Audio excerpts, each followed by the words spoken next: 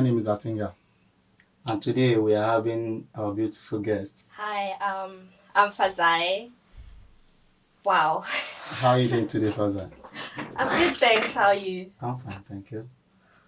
Today we want to talk about our experiences in terms of stereotyping in the community. How do you think stereotyping influence people and the society?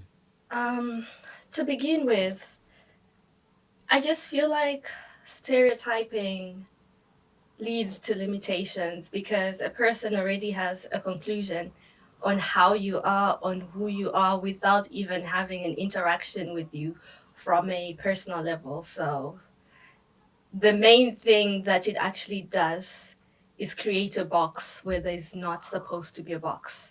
The first thing that people say when I mention that I'm Zimbabwean, they're like, "Oh, so you guys are well known for drinking." Wow, really? And then, of course, I'm like, well, yeah, but that's not the story behind it. Because when you look at the Zimbabwean history, or to be precise, I'm Shona, basing with the Shona culture, because that's what I'm mostly aware of. Drinking was used as a way of setting a pace.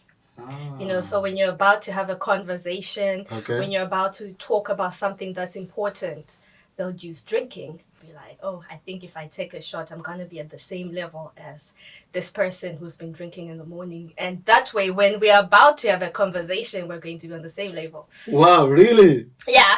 But now people are just taking it a bit far. Okay. And getting drunk. Yet the whole purpose was to reach a certain level so that we're all at the same level and reach a genuine understanding. But the way they put it, they make it seem like everyone drinks. Yet that's not really the case. I'll even use one type of stereotyping. Apologies to my fellow Nigerian friends, family, we're all from Africa. Yeah. But one thing I found interesting when I was registering with my GP, he gave me a form. Okay. And then he's like, oh, you need to fill this form and give it to us. I'm like, oh, perfect. I'll sign it. As I'm signing, I get to the part about your race, Okay. where you come from. Okay. So there's American, Black American, and so forth. You reach where it says African. There's white African. There's black African. Then there's Nigerian. Tell me why there's Nigerian on the side. Isn't a Nigerian African? And now my next question was, why is it different? Why is the Nigerian, why are Nigerians not classified as Africans when they're in Africa? Make it make sense. That's some sort of discrimination, which probably comes with the stereotyping. Because as far as I'm concerned, the moment a person mentions Nigeria, again, I'm sorry, I love you guys, great people, my friend. Okay. When a Nigerian person enters the room, it's fraud. Oh my God. And it's, I don't have any Nigerian friends who are into fraud. Okay. But that's some sort of stereotyping. Yeah. And if you do not make if you do not make it a point, or at least try to understand people in their individuality, then what are you doing? So how do you think we can tackle stereotyping in the community? I think the first thing, rather, how they always say charity begins at home. Yeah. So I think it all starts from the household before it goes out there. And then from the household, it becomes an individual thing. Okay. In this case, you see something, you speak about it. Because I feel like the biggest problem that we have as a society is to keep quiet when something when something doesn't concern us. You know how if someone, let's say, for example, the Liverpool City Centre, if someone comes to you and needs help with something, as long as it has nothing to do with you, what do you usually do? The first thing you do is walk away.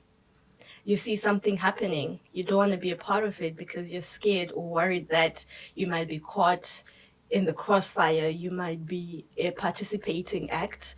So I think it's the same mentality that we also need to put, but on the basis that if you see something, speak against it. Because stereotyping is all about limiting, and it's all about belittling people. And this is just causing and resulting in a lot of divisions?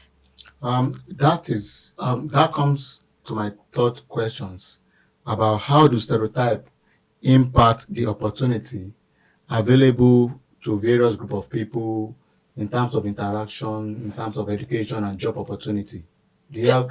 Job opportunities is probably the first thing that I'll look at, because imagine you write your CV, or you go on a particular website, you're applying for a job. Yeah. And then it asks about your nationality. No, it never asks about your nationality, but it's unfortunate. As a Nigerian person, I'm sorry, I'm using you guys because I feel like you're on the negative receiving end of all this, in terms of job opportunities. Okay. Now imagine you're filling a form and then it's asking about your ethnicity. Is that how you pronounce it? Ethnicity, yeah. Now imagine you're filling that form and you're writing it down, and then it gets to that part. You write Nigerian. If it has Nigerian, it has Black African, it has American or whatever. Who do you think they're going to pick first for their interview or for their choice? For starters, Nigerians are said to be fraudsters. And then now you put in your paper and it says, see? But in actual fact, they don't really know you as an individual, but they're basing on a collective result or on past experiences. So it basically then comes back to discrimination, and automatically you're not their first choice. That makes sense. Thank you very much.